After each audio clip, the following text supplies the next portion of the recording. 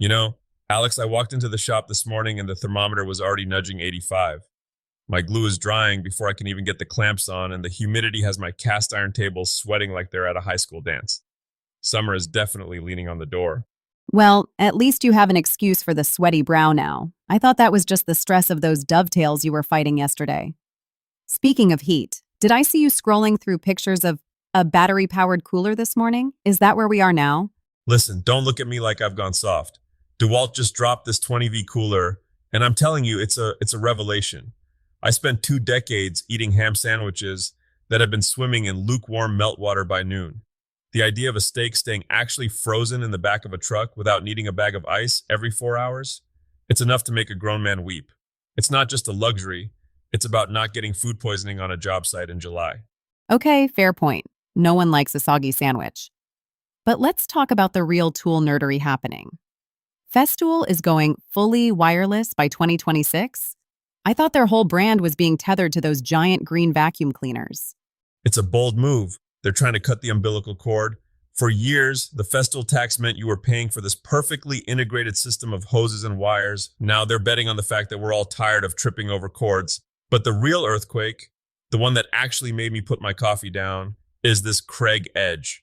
The domino killer, as the internet is already screaming? People love a good David and Goliath story. For the folks listening who haven't spent 3 grand on a specialized German joinery tool, the Festool Domino is basically a handheld machine that cuts perfect slots for loose tenons. It's fast, it's precise, and it's expensive enough to require a second mortgage. Now Craig comes along with the Edge, a cordless version that doesn't cost as much as a used sedan. So, is it actually better, or is it just cheaper? You're a bit of a tool snob, Tiger. I know you.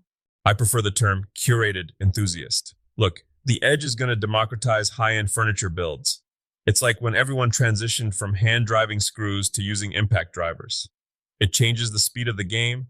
If it can hold a tolerance and not vibrate your teeth loose, it's going to be in every hobbyist garage by Christmas. Changing gears a bit. It's not all about the shiny new toys. You were showing me that article about HVAC distributors earlier.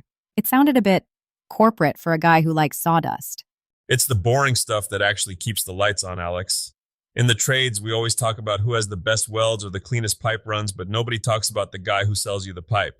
ACHR News just put out their best distributor list for 2026, and the takeaway was huge. It's about culture. Culture at a warehouse? Isn't it just here's your part, give me your money? Used to be.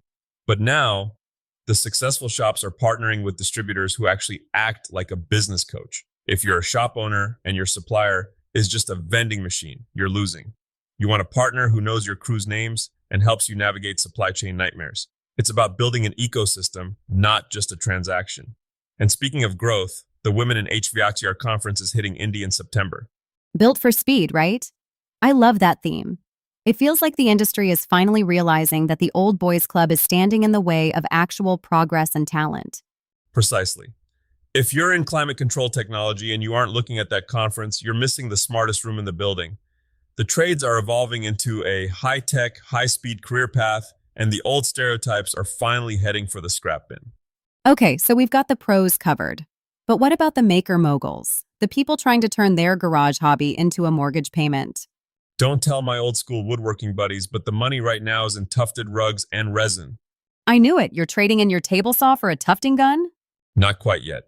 But look at the data. Shopify is highlighting 35 high-profit niches, and sensory home decor is massive. People want textures. They want something that feels human in a world that's becoming very digital and flat.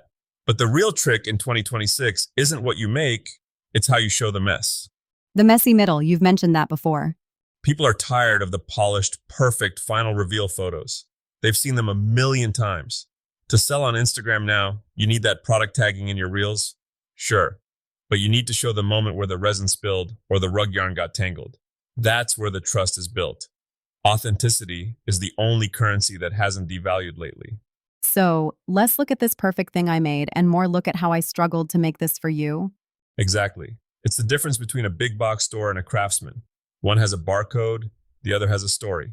Let's get practical for a second. Some of us have a pile of scrap wood staring us down in about 4 hours on a Sunday afternoon. What are we building? If you want to feel like a wizard with almost zero effort, build a spline frame. Take all those little offcuts, walnut, maple, cherry, and use them to reinforce the corners of a simple picture frame. It takes a boring miter joint and makes it look like you spent a week on it. It's like putting a tuxedo on a sandwich. A tuxedo on a sandwich. Vivid. What else? Poker tables are having a moment. People are craving face-to-face time again. It's a great project because it teaches you basic cabinetry and then forces you to learn a little upholstery. It's a multidisciplinary win. And for the true beginners, the I just bought my first drill crowd? Floating shelves. 3 ways. You can go with the hidden bracket style if you want that magic gravity-defying look. Use a French cleat if you want to be able to move them around. Or build a torsion box if you want them to hold an entire library. It's the ultimate high-impact, low-stress project. Low stress? I remember your first set of floating shelves. Didn't they end up floating on the floor about 20 minutes after you loaded them with books?